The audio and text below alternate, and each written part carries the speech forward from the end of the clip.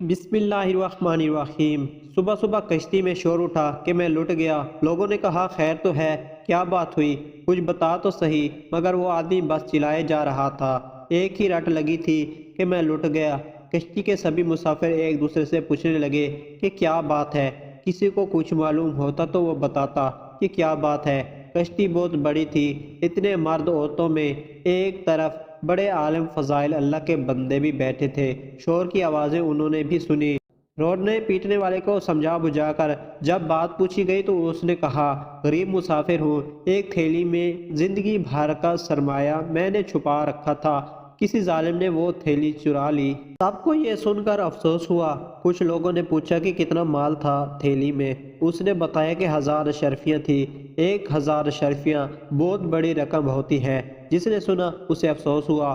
کچھ لوگ مل کر مشورہ کرنے لگے، کشتی کے مالک کو بلایا اور سارا ماجرا اسے کہہ سنایا۔ اس نے کہا اگر تھیلی کشتی میں ہے تو پتہ چل جائے گا، میں سب مسافروں کی تلاشی لیتا ہوں۔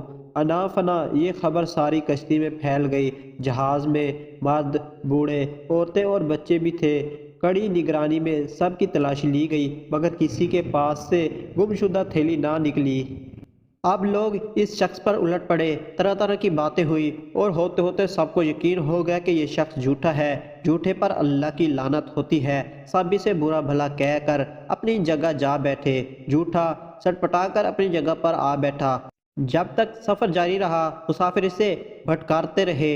اصل میں ہوا یہ تھا کہ جب سفر شروع ہوا تھا تو یہ جھوٹا پھرتا پھراتا کشتی میں گشت کرتا اس عالم فضائل اللہ کے بندے کے پاس بھی پہنچا تھا اور اس کے پاس اٹھتے بیٹھتے اس کو معلوم ہوا کہ ان اللہ کے نیک بندے کے پاس 1000 اشرفیاں ہیں۔ اب اس فریبی کو ہر لمحہ یہ فکر کھانے لگی کہ کس طرح ان کی تھیلی اٹھا لے۔ جب کوئی ترتیب نہ بن پائی تو اس نے یہ کھیل کھیلا کہ سب شریف لوگ پریشان ہوں گے اور تمام مسافروں کو تلاشی دینا پڑے گی۔ جب دیکھا سفر ختم ہوا اور کشتی کنارے لگی اور تمام مسافر اتر گئے تو اس جھوٹے نے علیحدگی میں اس اللہ کے بندے سے پوچھا کیا آپ نے مجھ سے جھوٹ بولا کہ میرے پاس 1000 اشرفیاں ہیں؟ انہوں نے کہا نہیں، میں نے جھوٹ نہیں کہا تھا، میرے پاس واقعی 1000 اشرفیاں تھی۔ اس نے پوچھا پھر وہ تھیلی کہاں گئی؟ انہوں نے جواب دیا جب تو نے اپنی تھیلی گم ہونے کا ڈھونگ رچا تو میں سمجھ گیا کہ تو نے